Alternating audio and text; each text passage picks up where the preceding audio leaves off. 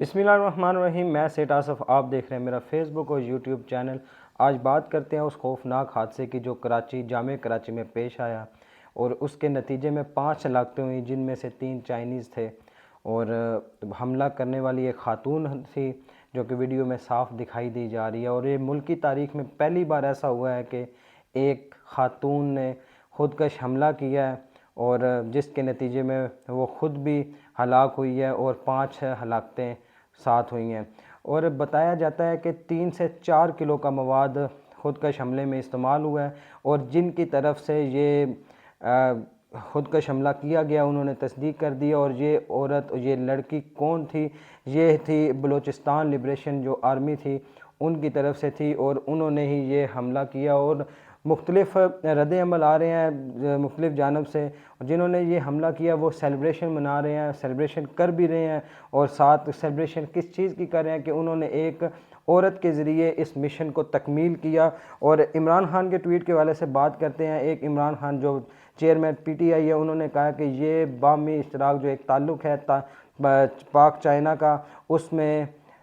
خرابی کے باعث بنانے کے لیے یہ سب کچھ کیا گیا ہے۔ اور ساتھ ہی ایک اور ٹویٹ کے بارے میں بات کرتے ہیں جو عمران خان نے کیا ہے۔ عمران خان جو ہمارے جرنلسٹ ہیں، اور وہ میں آپ کو پڑھ کے بتاتا ہوں کہ انہوں نے کہا ہے کہ جب ملک اندرونی جنگ کی وجہ سے تقسیم ہو چکا ہو، ساری قوت کس کو اقتدار میں رکھنا ہے اور کس کو اقتدار سے نکالنا ہے، اسے روکنے میں لگی ہو تو دشمن حملہ آور ہوتا ہے۔ جیسا آج کراچی یونیورسٹی میں ہمارے عزیز جو چینی مہمان کے خلاف ہوا، خدارہ پاکستان کو متحد کریں، تقسیم نہ کریں۔ ایسے ٹویٹ اب جرنلسٹ بھی کریں گے، عوام بھی کرے گی۔ اور یہ ایسا کیوں واقعہ پیش آیا، کس وجہ سے آیا، یہ ہر ایک کو پتہ ہے۔ اور یہ ایک نااہلی ہی سمجھی جاتی ہے اس ادارے کے لیے جو اس میں کام کر رہا ہوتا ہے، ہمارے ملک کو ڈیفینڈ کر رہا ہوتا ہے۔ اگر ایسا واقعہ ہو جاتا ہے تو سمجھو ہماری جو ایک ایجنسی ہے وہ اس مشن میں فیل ہو چکی ہوتی ہے، اور اسے تسلیم کر لینا چاہیے۔ باقی بات کرتے ہیں کہ جب نواز شریف اور مریم نواز شریف جو فوج کے اوپر بولتی تھی تو تب تو کوئی ایسے ایڈز وغیرہ نہیں چلتے تھے جیسے کہ آج کل چلائے جا رہے ہیں۔ عمران خان نے تو نہ تو کسی کے خلاف بات کی ہے، نہ ہی جو ہماری قوم ہے، نہ ہی ہم نے کسی کے بارے میں کوئی بات کی، نہ ہم کسی کے خلاف ہیں۔ ہم بات کر رہے ہیں پیار اور محبت کے ساتھ، کیونکہ ہمارا حق ہے ان پہ، اور حق انہی پہ جتایا جاتا ہے جن سے محبت ہو، جن پہ اعتماد ہو، جن پر بھروسہ ہو۔ تو ان لوگوں کو، ان عوام کو آپ پر بھروسہ ہے اور آپ پر اعتماد ہے، اور کچھ چیزوں کی وجہ سے اگر وہ ڈسہارٹ ہوئے ہیں تو آپ کو بھی سمجھنا چاہیے، اور اگر وہ مس انڈرسٹینڈنگ ہے تو اس کو کلیئر کرنا چاہیے۔ اب بات کرتے ہیں کہ اس حملے کی وجہ سے جو مسائل، جو غیور قبائلی علاقے ہیں ان میں کیا مسائل درپیش ہوں گے۔ مسائل یہ ہوں گے کہ اب جیسے کہ ایک لڑکی نے حملہ کیا ہے، اس حوالے سے اب سیکیورٹی بھی ٹائٹ ہوگی، اور سیکیورٹی کے حوالے سے دیکھا جائے تو پھر جو ہمارے قبائلی ہے وہ اس چیز کو بہت سخت رد عمل سے دیکھتے ہیں کہ جو اپنی وہ عورتیں، بہن بیٹی ہیں، ان کو محفوظ رکھتے ہیں اور ان کو ایسی چیزوں سے دور رکھتے ہیں جن سے ان کی عزت جو مجروح ہو۔ اب اگر سیکیورٹی کا معاملہ ہو تو پھر لڑکیوں کے اوپر بھی بہت سیکیورٹی ٹائٹ کی جائے گی اور ان کی تلاشی بھی لی جایا کرے گی۔ تو لیکن یہ آنے والے وقتوں میں اگر اس کو کنٹرول نہ کیا گیا تو قبائلی علاقوں کے لیے یہ بہت ہی مشکل وقت ہوگا جس سے وہ سفر کریں گے۔ اب طاقت کا اندازہ لگائیں کہ کتنے طاقتور ہیں ان کے جو کیسز ہیں، اتنے کیسز جو کہ 3 رکنی بینچ، 2 رکنی بینچ نے 3 دفعہ جو انہوں نے سماعت نہیں کی، اور اس کے باوجود ابھی 4تھی دفعہ بھی مریم نواز کا کیس سنائی میں لانے کے لیے ابھی بھی وہ چیف جسٹس صاحب ریڈی ہیں، لیکن ججز ان کا فیصلہ نہیں کر پا رہے کیونکہ وہ ڈرتے ہیں، ان کے دباؤ سے ڈرتے ہیں، ان کی بلیک میلنگ سے ڈرتے ہیں، کیونکہ یہ لوگ کہتے ہیں کہ یہ وہی اقتدار میں آ گیا لوگ، جیسے کہ رانا ثناءاللہ کے حوالے سے بات کی جائے تو انہوں نے کہا تھا یہ وہی لوگ اقتدار میں آ چکے ہیں دوبارہ، جنہوں نے کہا تھا کہ اگر کوئی ہمارے خلاف کوئی بھی ثابت کرے گا یا کوئی بھی ہمارے خلاف بیان ہوگا تو ہم گھیراؤ کریں گے، ہم ان کا جو ہے نا گھیراؤ تنگ کریں گے۔ اب جو واقعہ ہوا مریم نواز کے پاسپورٹ کے حوالے سے کہ جو ان کو پاسپورٹ دیا جائے، کیونکہ انہوں نے اپنا جو درخواست دی تھی کہ مجھے پاسپورٹ دیا جائے، میں نے جانا ہے عمرہ کی ادائیگی کے لیے۔ تو اس حوالے سے بات کرتے ہیں کہ جسٹس علی باکر کی سربراہی میں لاہور ہائی کورٹ کے 2 رکنی بینچ نے جو تشکیل ہوا، اور اس میں انہوں نے فیصلہ کیا کہ فیصلہ کیا ہو ہی نہیں پایا، کیونکہ جو نیب کے فیصل بخاری ہیں انہوں نے اعتراض کیا، اور اعتراض کیا اعتراض یہ ہوا کہ یہ آلریڈی ڈیفالٹر ہیں، ان کے اوپر نیب کیسز ہیں، نیب کے اوپر حملے کے کیسز ہیں، اور ان کے اوپر یہ جو ثابت ہو چکی ہیں چیزیں، تو اس کے علاوہ آلریڈی یہ سب فرار ہو چکے ہیں، جن میں وہ نواز شریف کا ذکر بھی کر رہے ہیں، یہ واپسی نہیں ہوئی اور یہ بھی ملزمہ ثابت ہو چکی ہے، تو ان کو بھی ہم پاسپورٹ ایسے نہیں دے سکیں گے۔ پھر اس کے بعد دوسرا جو بینچ 2 رکنی بینچ بیٹھا، جس کی جو سربراہی جسٹس فاروق نے اور سماعت جو ہمارے ہیں نا جسٹس فاروق حیدر صاحب، انہوں نے بھی سماعت سے جو انکار کر دی، انہوں نے کہا کہ میں اس کی سماعت نہیں کروں گا اور معذرت کر لیا۔ 2 رکنی بینچ پھر تعلیل ہو گیا۔ اس کے بعد فائل دوبارہ چیف جسٹس کے پاس گئی اور پنجوا دی گئی، اور چیف جسٹس نے باقر علی اور اسجد جاوید گرال صاحب ہیں انہیں نیا 2 رکنی بینچ تشکیل دینے کا کہہ دیا، اور اسجد گرال صاحب جو ہے نا انہوں نے بھی اس سے معذرت کر لی۔ اب بات کرتے ہیں کہ جو چیف جسٹس نے خود ہی اب چوتھی دفعہ خود ہی انہوں نے یہ کہا ہے کہ چوتھی دفعہ بھی سماعت کے لیے 2 رکنی بینچ انہوں نے کہا ہے کہ اس کی سماعت کی جائے، لیکن میرے خیال سے اب چیف جسٹس صاحب کو خود ہی اس معاملے کو جو ہے نا نپٹا دینا چاہیے، کیونکہ ججز ان سے ڈرتے ہیں۔ میں نے پہلے ہی بتا دیا کہ ججز ان کی بلیک میلنگ سے ڈرتے ہیں، ان کے دباؤ سے ڈرتے ہیں، جیسے کہ میں نے رانا ثناء اللہ کی بات کی ہے کہ انہوں نے کہا تھا کوئی بھی ہمارے خلاف کوئی بھی بیان بازی کی گی تو ہم اس کا گھیراؤ تنگ کریں گے، یہ رانا ثناء اللہ صاحب کے بیان تھے۔ تو اب یہ محترم جو جسٹس علی باکر وہی محترم ہیں جنہوں نے نواز شریف کو باہر بھجوانے کی کوشش کی، لیکن نیب نے پھر اس میں اپنے طریقے سے انہوں نے روک لیا تھا، لیکن پھر بھی وہ چلے گئے تھے۔ اب ہمارے شہباز شریف جو وزیر اعظم ہیں ان کی جانب سے ایک نیا تحفہ ملنے جا رہا ہے عوام کو، اور وہ تحفہ یہ ہے کہ وہ کہہ رہے ہیں کہ 1 مئی سے بجلی کی جو فراہمی ہوگی وہ ہم اس کی ترسیل جو ہے نا اچھی کریں گے، بجلی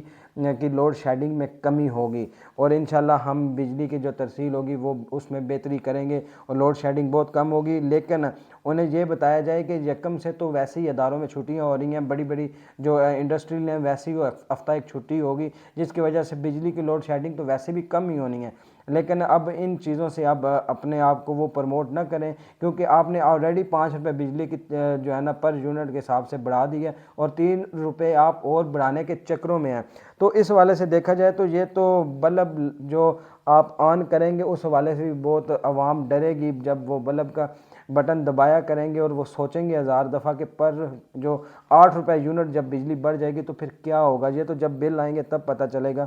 اب بیرون ملک جانے کا جو سین ہے نا وہ بڑا دلچسپ ہو چکا ہے، جو کہ کل والی میں نے آپ کو ویڈیو میں آپ کو بتایا ہے کہ ان کا جو ایک لیٹر لیک ہوا جس میں ایک بہت بڑی فہرست تھی اپنے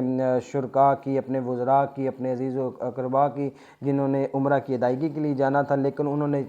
اس بات کی تو پہلے تصدیق نہیں کی کہ یہ جو لیٹر ہے یہ تو نئی وزارت خارجہ سے ہوئے، لیکن انہوں نے اب تصدیق کر دی کہ یہ وزارت خارجہ نے خود ہی بھیجا تھا، جو بوئنگ 777 کے لیے کہ جی اسے SOPs کے مطابق